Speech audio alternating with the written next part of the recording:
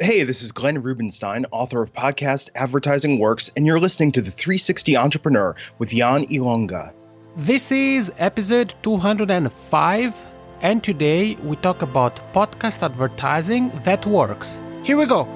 Welcome to the 360 Entrepreneur Podcast, the show for entrepreneurs and small business owners who dream big and want to do bigger. Join some of the world's top entrepreneurs, internet marketers, and best-selling authors as they share their inspiring stories, their struggles, and give actionable tips that will help you build, grow, and promote your online business. Here's your host, Yanni Lunga. Hey, how's it going? Welcome to this new episode that is all about podcast advertising. If you have a podcast and you have been thinking about how to get sponsors, companies to advertise on your podcast, then you're in the right place. But you're also in the right place if you own a business and you have been thinking about sponsoring podcasts. So you would like to have them promote your business. And today we're going to discuss podcast advertising with the author of Podcast Advertising Works, How to Turn Engaged Audiences into Loyal Customers, Glenn Rubinstein from Adopter Media. The show notes for today's episode are over at yanilunga.com/episode 205. All right, without further ado, here's the interview with Glenn Rubinstein from Adopter.media. Today, we are joined by the founder of the full-service podcast advertising media agency, Adopter Media, and the author of a book that is going to come in very handy. We talked about podcast advertising in the past, but today, we're really going to go back to it in full force. Our guest, I said, is the founder of Adopter Media and the author of Podcast Advertising Works, How to Turn Engaged Audiences into Loyal Customers. I'm so pumped to welcome on the show Glenn Rubinstein. Glenn, how's it going? It's going very well. Thank you for having me. It's my pleasure. So let's get started right away because we have quite some ground to cover. I think the first question that I should ask you, Glenn, is to put yourself on the map. I said you're the founder of Adopter Media, and maybe that's the good way to start the conversation with. So could you take a moment to tell everybody what Adopter Media is? Yeah, so Adopter Media is a full-service podcast advertising agency. Podcasts are the medium that we specialize in and do exclusively.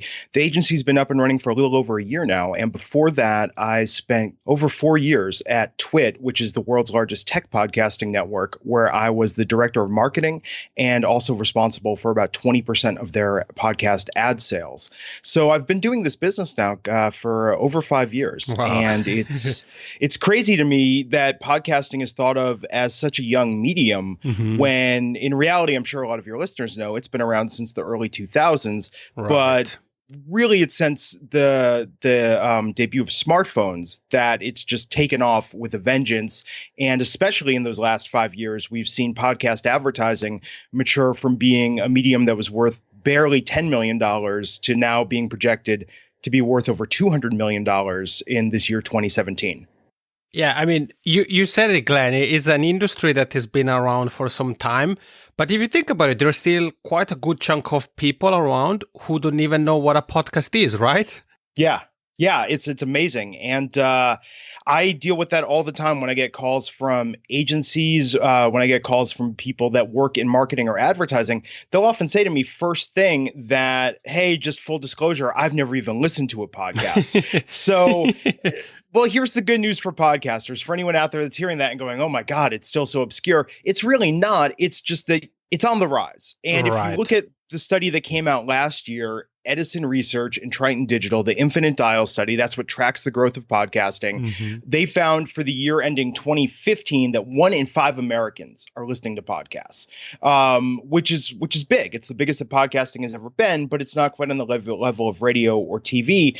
But the good news is, and I outlined this in my book, is that means we're still in the early adopter phase. And thinking about that, that's part of why I chose the name Adopter Media for my agency. in the idea that podcasts are a great way to reach the early adopters, the tastemakers, the people that are looking to discover and embrace new things, new technologies, new ways of doing things. It's really who's on the cutting edge of the latest innovations, be it in tech, business, whatever their hobbies are, really whatever speaks to their lifestyle. You have people that listen to podcasts are hyper engaged. They're smarter. They make more money. They're just a great audience, one, to be a part of, and two, to market to.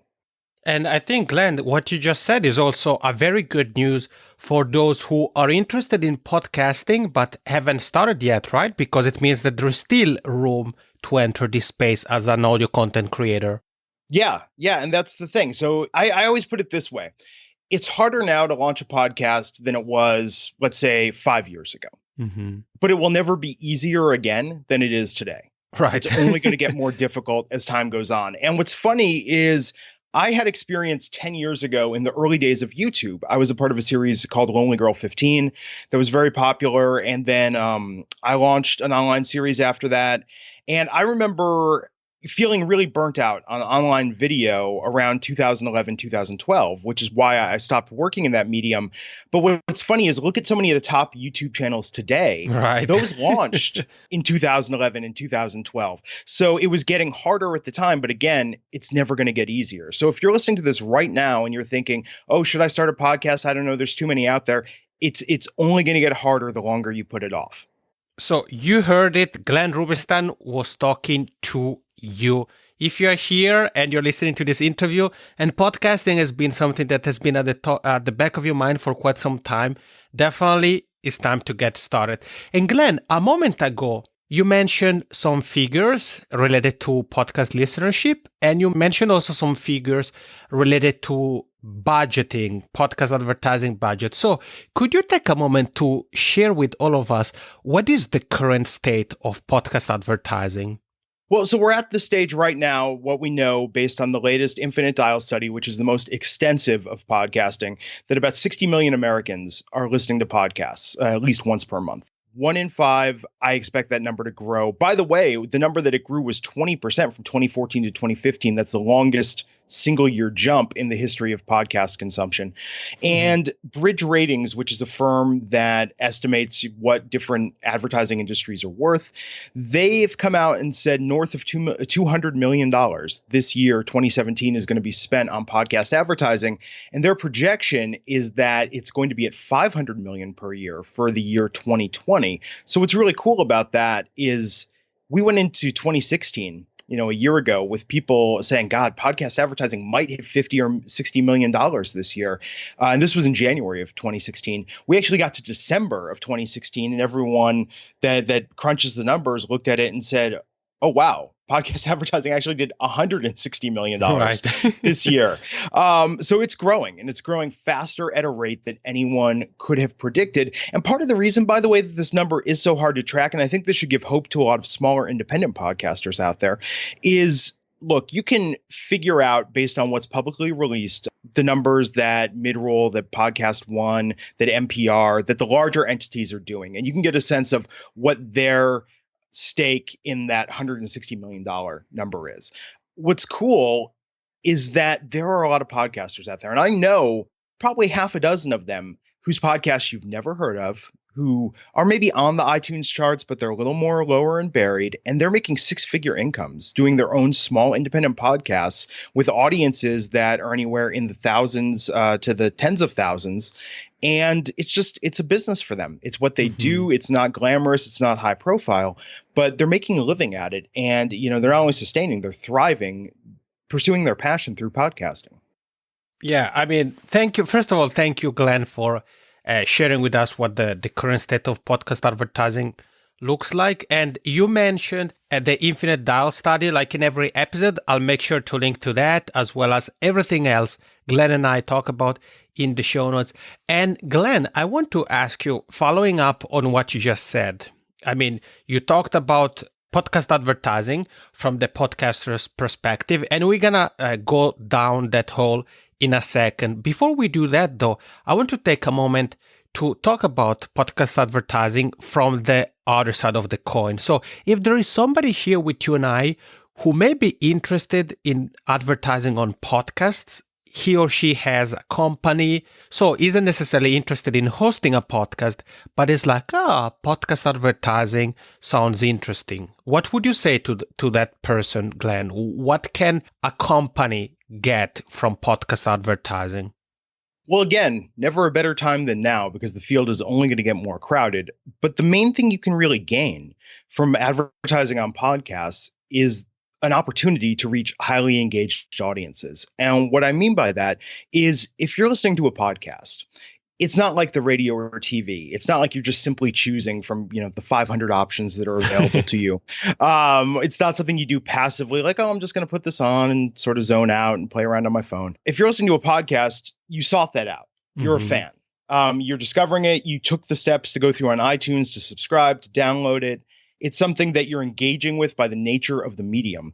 So that audience, by the way, I mean, that's just one of the three factors that you get with podcast advertising. The second factor of engagement that you get is that the hosts of podcasts are trusted by that audience. Right. So if you're listening to a podcast that's about technology, for instance, my old boss, Leo Laporte, if you're listening to Leo Laporte, Leo is a tech expert, and Leo is an expert also in many other things, in food, in travel, in coffee. He has his passions. And when you listen to him talk about his passions, you trust what he says.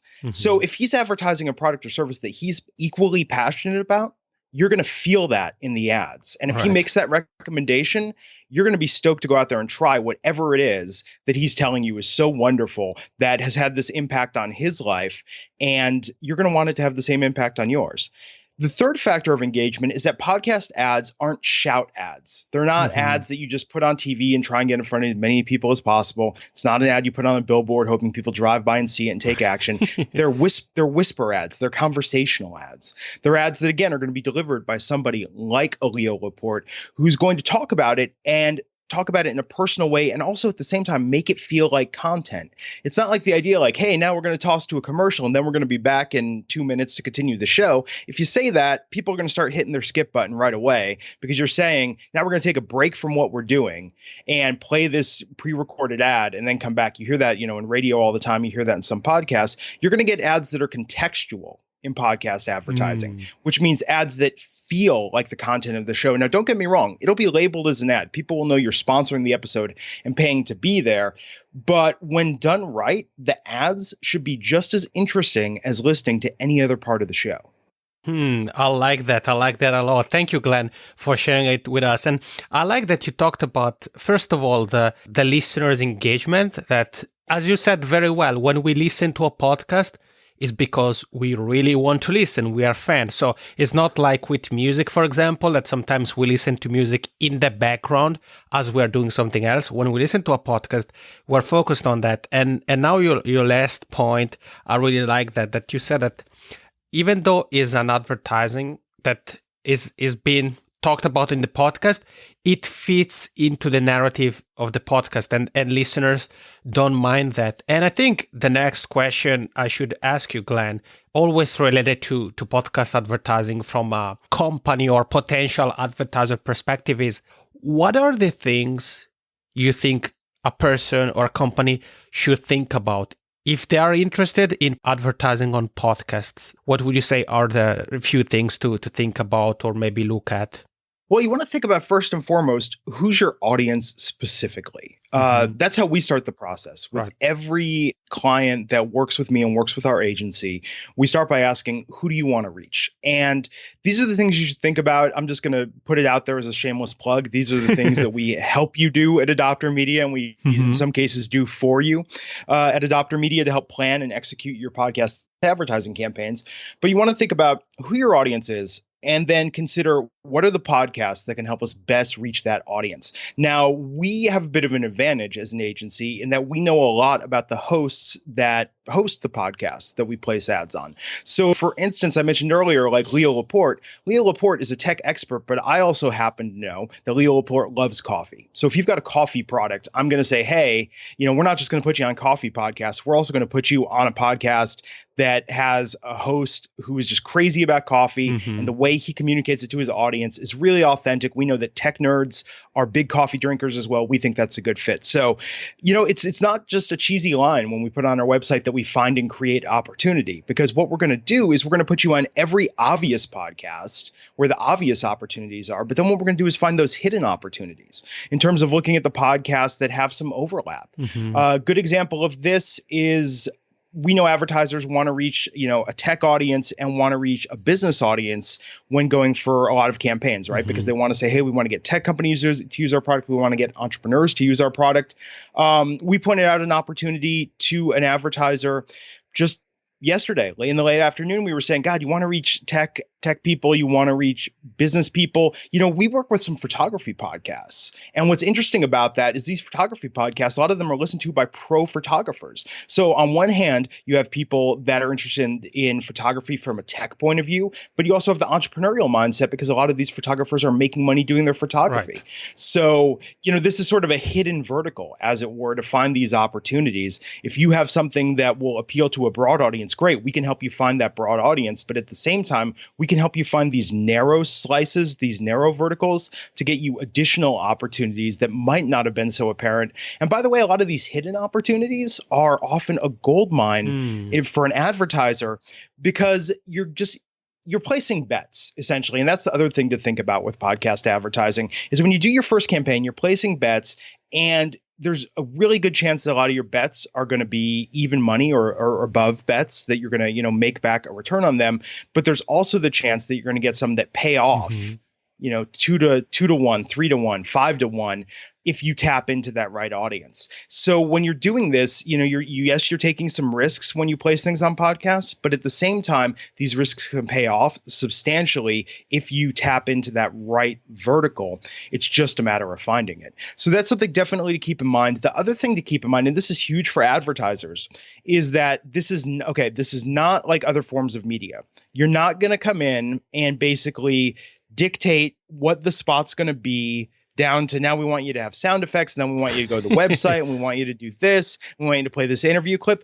You're buying in to that host's credibility with their audience. You should have the host involved in crafting your ad. So one thing we do is, companies all the time, the first thing they'll do is they'll send us over, we call them talking points or basic bullet points for ad copy. They'll send us over a script and say, like, this is what we want the host to read. And we'll come back and say, okay, we're going to go through your script and turn it into talking points. Here are the key things the host should touch upon. Here are some suggestions, but we'll also put in introductions. We'll put in prompts in there where we'll say, hey, if possible, open with a story about how you've been in a similar situation that this product or service would have solved or helped in that situation. We'll give them guidelines to give them ideas to make the ads more authentic, more dynamic, and more interesting. And then furthermore, what we do, this is something we do. I don't know if everyone's doing this, but we get approval before even pitching podcasts, oftentimes to a sponsor, where we'll go to the host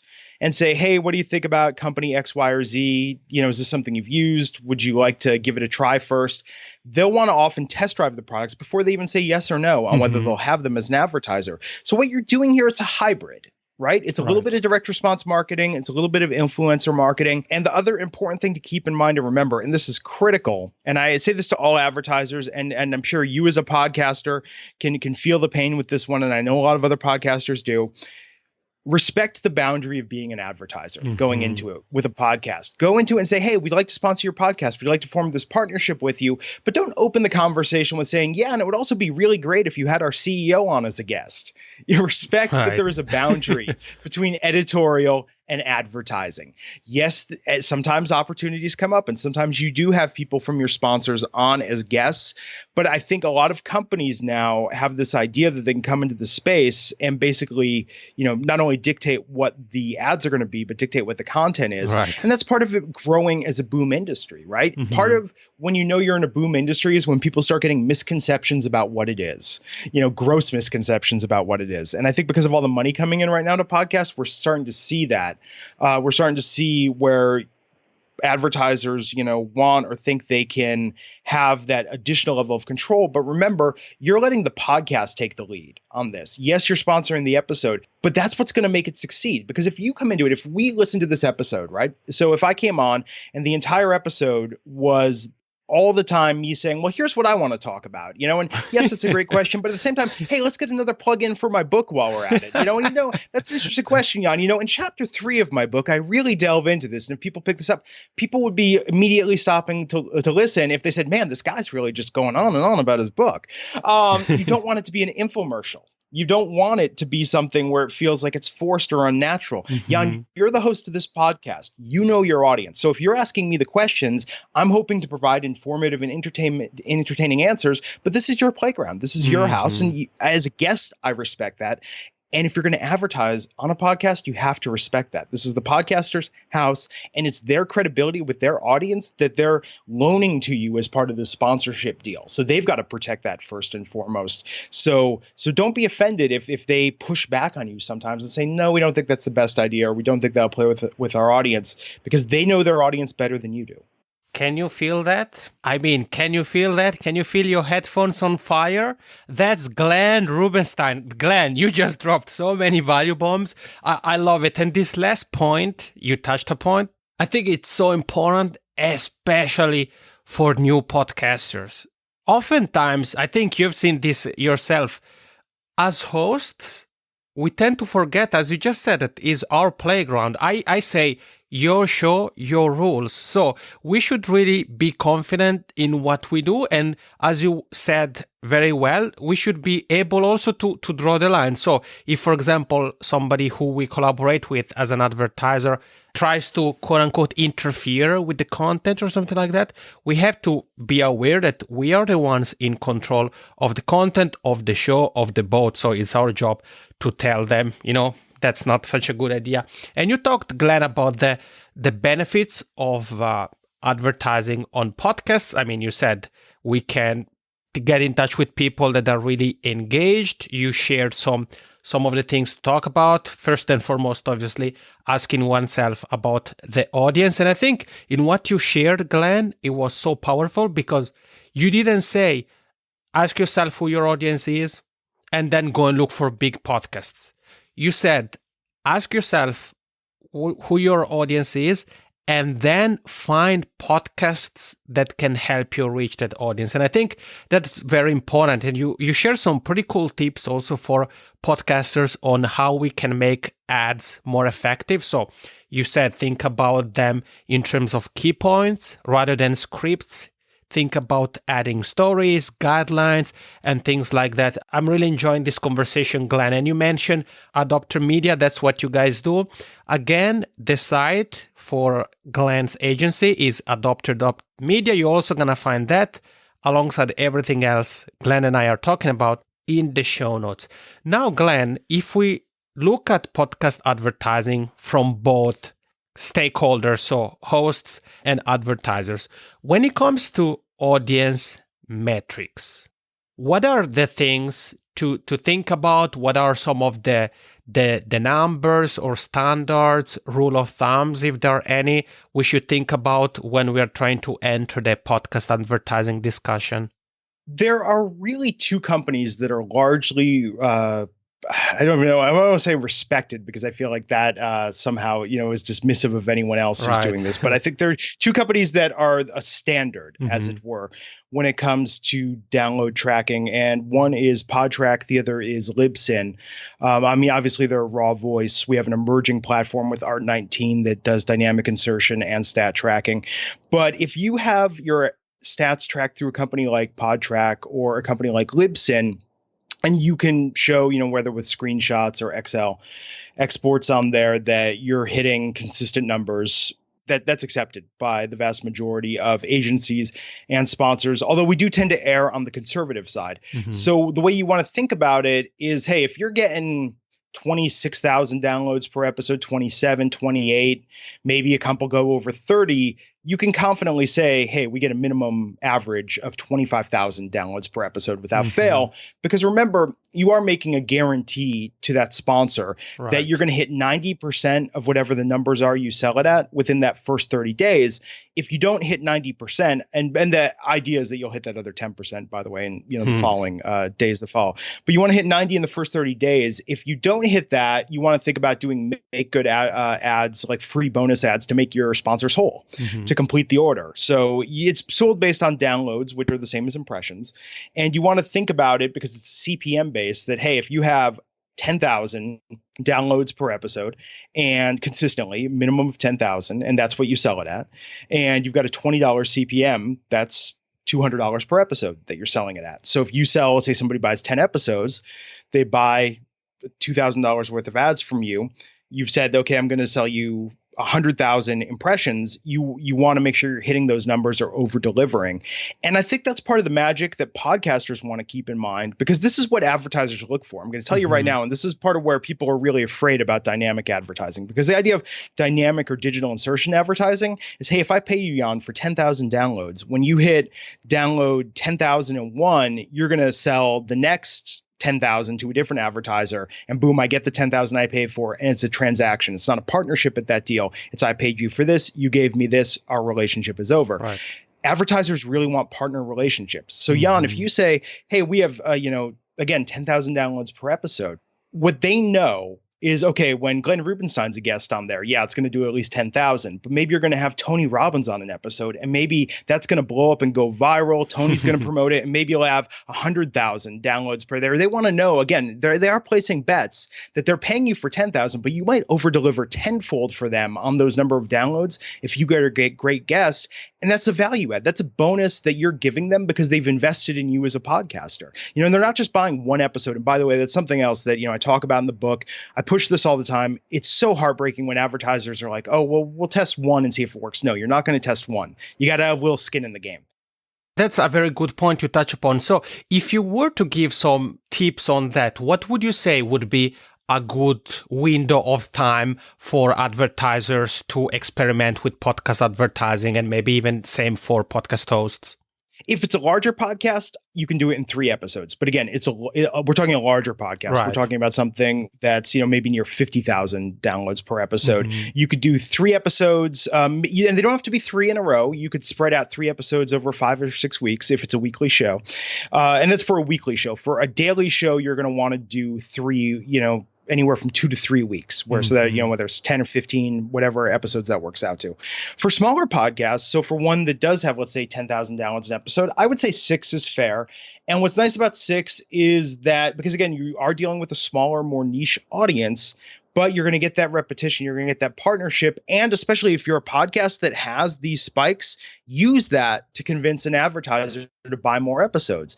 And if they come back to you and say, well, put us on the one Tony Robbins is on. Put us on the one you have the big S. It's like, no, we reserve those for our more long-term partners. Right. You want the idea that, okay, you make an investment in me, and I'm gonna find ways to show you extra love because you invested in me. And that's what we see, by the way, the most successful podcast partnerships out there, the ones that last not just months but years, are the ones where there's that back and forth where it's like, hey, you make an investment in me, so we're looking for extra opportunities to thank you for this, whether it's maybe giving you a free plug in the newsletter or maybe giving you a plug on social media. And by the way, this is just a tip for podcasters. If you plug your sponsors on social media, you have to remember to use a hashtag that says sponsor or advertiser.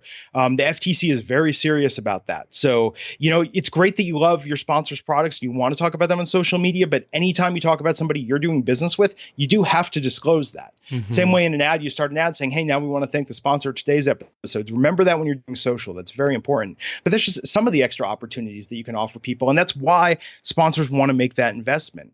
If they come to you and you feel like, oh, this is great, they're buying 6 episodes, I don't have to worry about sponsors for a little bit, you're gonna want to pay that back, and you're gonna want to do everything in your power to make that campaign succeed. Because here's the great news for podcasters and sponsors is that when it succeeds and you go forward beyond that initial test, it gets so much easier. right? It's like you've already done all the hard work. You've already done all the heavy lifting. You've already had all the calls and discussions, tweaked the copy, figured out ways to make it personal. You've already done all of that. And from that point, it's just smooth sailing. So I think that the more that advertisers can make those initial investments and the more podcasters can work harder to show the love and help those campaigns succeed, the better for everyone in the long run. Thank you, Glenn, for sharing your expertise with us. And thank you for the tip. Also, you said if we are doing some promotion on social media as well, we have to keep in mind that if it's a sponsor we are talking about, then we have to disclose that. And Glenn, I have a question. Since you mentioned doing things outside the podcast, mentioning a sponsor on social media, on our email list and things like that, I have a question for you that is actually really, the timing of this interview is perfect because yesterday, literally yesterday, we were talking about podcast advertising in the Facebook group, Podcast Growth Mastermind. And there was a person who had a question about advertising. And he said, I don't remember if their podcast is relatively new and they are getting, I think maybe less than 100 downloads per episode or 100 downloads per episode and things like that. And for somebody who may be in that position, it may seem early to think about this podcast advertising model we're talking about for the fact that it's based on thousands of listeners per episode. So do you have any advice on things podcasters with quote unquote small audiences can do? I mean, if I think about it, one could leverage their digital real estate, their email list, their Twitter page or whatever. Maybe they have a small audience on their podcast because they just started out, but they have a big email list or a big, Twitter following or something like that. Do you think that small podcasters can leverage things outside their podcast to monetize and find advertisers anyways, or?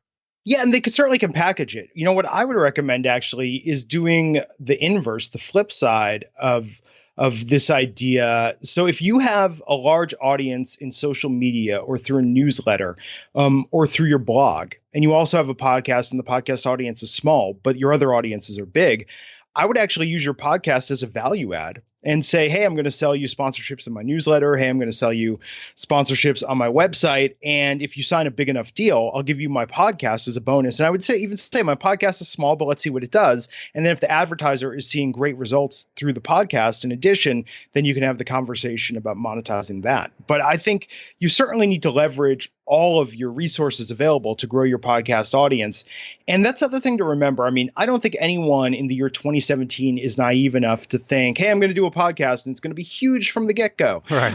It is work. It's another venture. And look, I've been working professionally in various roles of media now for 27 years. And I can tell you that when I really took over having my own brand. Originally, it started when I started doing music in the mid-90s, and I had a band, and we toured, and we had to gain audience. And we gained a fan base one person at a time. Mm-hmm. And yes, there were some shortcuts that we could take through digital, but you know what? It actually was probably harder to gain an audience through digital than it was through the old school days of putting up flyers, playing with other bands and hoping to attract parts of their audience.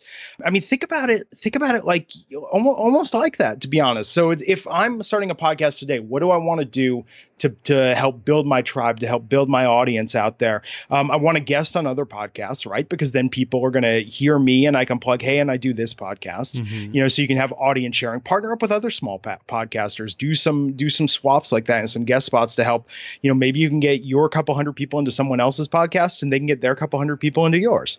You want to think about that. You want to think about what are all the things you can do as far as Instagram, Twitter, Facebook ads. Because we're a little deep into the interview now. So I'm gonna start giving some real secrets, right? Some things that you don't hear about as much. Facebook ads for podcasts, that's emerging. That's becoming a real thing because Facebook has such granular ways you can target people that if your podcast speaks to a particular hobby or a specific very narrow niche, you can find those people on Facebook and target them for fairly inexpensively to get them to sample and try your podcast and hopefully gain audience that way. Mm-hmm.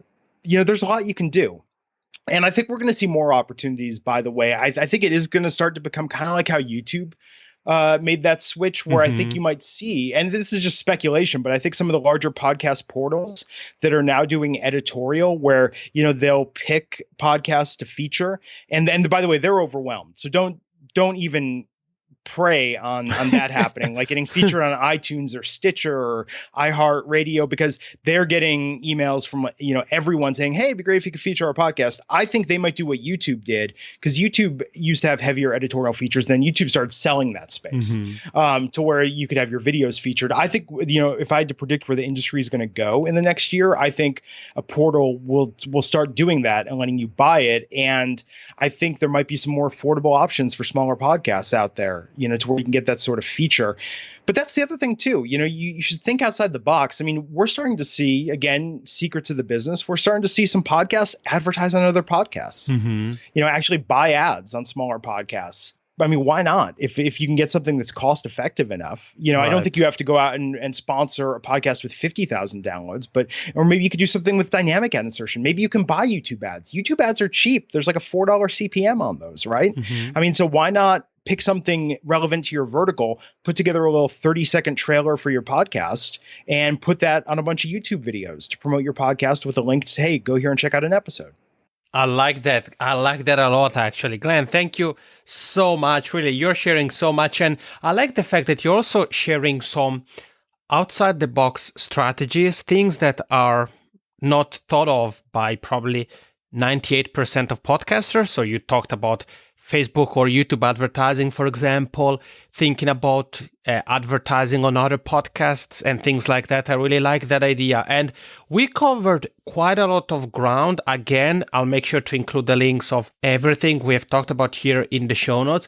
And Glenn, if we were to recap what we talked about here and lay out some, let's call them steps. If somebody's here with you and I and is thinking about setting up a podcast advertising campaign, what would you say are the things to consider? I mean, you've already touched upon a few. Yeah, I think the real key is figure out who you want to reach and how you're going to reach them. And another thing to keep in mind, and this is where an agency like mine comes into play, is that the obvious answers, like, oh, well, we could advertise on NPR, we could advertise on, Gimlet Media stuff like Startup or Reply All. A lot of those obvious answers, because they're the obvious answers in the biggest podcasts, are often already sold out for the entire year. And that's not telling tales out of school. I mean, they're largely sold because they're the most popular. There are upfronts for podcasting, much like there are for TV. And a lot of the larger podcasts will lock down their inventory well ahead of time. So part of the reason where an agency like ours comes into play is that we're going to help you find those opportunities of what you can do right now. There's already sponsors that, we've had coming to us, and they're saying, hey, for 2017, we want to do this campaign for Q2. I'm like, man, Q2 is looking pretty tight on the really big stuff. We're going to have to think about some more interesting opportunities, where we can create some opportunities for you on not so obvious podcasts. So prepare to go deep is what I'm saying, is the idea that this isn't going to be something where you just go to the iTunes charts, look at what's in the top 10 and be like, we should advertise there. If you're going to do this on your own, okay, you're going to prepare for a weekend, right? Get a nice glass of wine, go on iTunes, sit, discover, listen. Who do you like? Who speaks to you? Who do you think is dynamic or interesting? Listen to how they do their ads. Get a sense for how they're doing things. Some shows record their ads separately from the podcast, and that can be okay. I've heard that done well. But there are some that just turn it almost into a little mini event, right? I mean, they make it so entertaining and so dynamic. Think about who you really want to be the spokesperson for your product in these podcasters. Yeah. So prepare to immerse yourself if you're looking to advertise on podcasts. There could be a huge payoff for you, and it could be very much worth your while. But this isn't something where, I'm just going to check out a webinar on how to do Facebook ads, and then I'll be an expert on it. This isn't something like that. And I think the idea and what I hope, even in writing this book, and I do recommend, if anyone's curious about it, look, I purposely kept the price very cheap on the book because I want this book to educate people. Because I have conversations like you and I are having right now. I have conversations that are 30 minutes to an hour long, multiple times a day with advertisers that don't know anything about podcasts. And I have to give them a crash course in podcasts. What's the basic history? What are the bullet points so they can go back to their boss or their CEO and get approval and kind of turn them into a mini expert on it, right? So that's why I wrote this book. It's like 60 pages long. It's a couple bucks. Let's talk about it for a moment, Glenn. So the book, we said it at the beginning, Podcast Advertising Works, How to Turn Engaged Audiences into Loyal Customers. So Glenn, what can people expect from the book? So from the book, the idea is you're going to get the history of the history of both podcasts, the history of advertising. And these are short histories, right? I didn't write an encyclopedia here, but I condensed the bullet points again. Think of this like Cliff Notes with Cliff Notes Plus, right? So the idea is you're going to get that basic condensed knowledge of the history of podcasts, the history of advertising, where podcast advertising is at currently. What are the things to consider when selecting podcasts? What are the things to consider when putting together a podcast advertising campaign? How are podcasts priced? How is that price determined? How are the metrics tracked? What are the key concerns that you should have? And in there, this is in the book, and a lot of people wouldn't say this, but I say, hey, here are some reasons why podcast advertising campaigns fail. And they're not the obvious ones you would think about, but the good news is that you can fix almost every one of them ahead of time if you're aware of them and know how to look out for them. So, I don't varnish it. This is not one of those books where it's like, oh, well, he's giving me some basic info, but he's really holding on to those secrets he has. It's like, no, there's some secrets in there. There's some knowledge in there that you could, in theory, read this book, do some additional digging and homework. And if you want to do the legwork on a podcast ad campaign, you don't need me or my agency. This is going to be your roadmap to put you there. But a lot of people that come to us is because they want to have this basic knowledge. They want to have this roadmap, and then they want to work with us and have us do the heavy lifting and the herding of cats and the reporting and all the granular stuff, and then tap into my expertise and recommendations for what podcasts they should choose. So I realized that when writing it too. I said, you know what? I'm going to put this out there. This might make it so some people don't need me. But I think overall, and the important thing that I'm really, really proud of is I think our industry is going to be better because of it, because what it's going to do is disavow people of some bad ideas that they have about the medium. It's going to educate people about the right way to do things. And I hope that it's something that both advertisers and podcasters can use as a resource for the right way to do things. Love it. Thank you, Glenn, for taking us behind the scenes of your book, Podcast Advertising Works, How to Turn Engaged Audiences into Loyal Customers. And you heard Glenn said it, whether you're a podcaster, you're about to get started with your podcast, or you represent a company interested in podcast advertising, then this book is for you. I've been reading it, and as Glenn said, is a quick read, so it's not an encyclopedia, but there's plenty of valuable information, advice, and strategies for setting up your first podcast advertising campaign, doing that over and over again, and really making sure that when you go into podcast advertising, you make it work. And Glenn, to wrap it up, the final question I have for you is, I mentioned your site, adopter.media.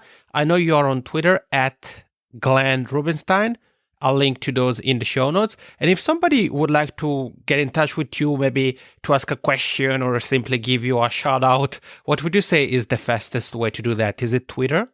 You can do it on Twitter, or you can actually email me directly. You know what? I'll share this with you and your audience. Just Glenn@adopter.media. And I'm happy to hear from people. Love to hear feedback on the book. Love to hear if they have questions about things that I didn't cover.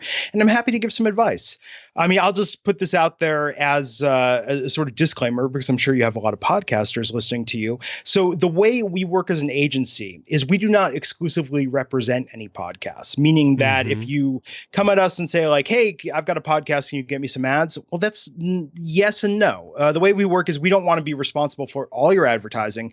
But if you're a podcast that's getting, let's say, 10,000 plus downloads, right? Or if you're getting 5,000 and you're super narrow, like you have a super niche audience, send us your info, send us your stats, send us your pricing, send us what your podcast is about, and then we'll check it out. And what we do is that when sponsors come to us and they say, hey, we want to reach X, Y, or Z audience, we have a database that we keep all this information in. Not only what we're listening to, but all these other podcasts that we work with and we've placed ads on before, and some newer podcasts as well. And then what we'll do is if we think there's a potential good fit. We'll explore your stuff a little more. We'll reach out to you. We might have some questions for you, but we're happy to keep podcasts in consideration. I just want to be very clear in setting people's expectations, because one thing I've found, and Jan, I kid you not with this, it's like, I don't mind hearing from podcasters. I understand everyone wants ads and we're happy to help where we can, but I get multiple emails a day from people that are saying, I'm thinking about starting a podcast. Can you help get us some ads? And it's like, look, it's a gold rush right now and the business is booming, but let's be a little real here for a second. It's like, get your audience first and then the sponsors will follow. Yeah, there is a lot more steps that need to be taken when one doesn't have a podcast yet before even thinking about sponsorships. Absolutely, you said it. And as you mentioned, Glenn, there are different ways to get in touch with you. So again, I'll make sure to link to the site, Twitter, your email, the book, and everything else we've covered in the show notes. Glenn, this has been a fun and very informative conversation. Thank you so much for being here. Thank you for having me. And we are back. So you heard it. Not only some reasons why you may want to look into podcasts to promote your business, so to sponsor podcasts, but also if you have a show, how to think about and how to go about finding sponsors so that you can leverage podcast advertising. And we mentioned a few different things, including Glenn's book, Podcast Advertising Works, How to Turn Engaged Audiences into Loyal Customers. And you find the links to everything we talked about in the show notes page over at janilunga.com/episode 205. Have a great rest of the week. Thank you for listening to the 360 Entrepreneur Podcast. For more tips and tools, head over to www.janilunga.com.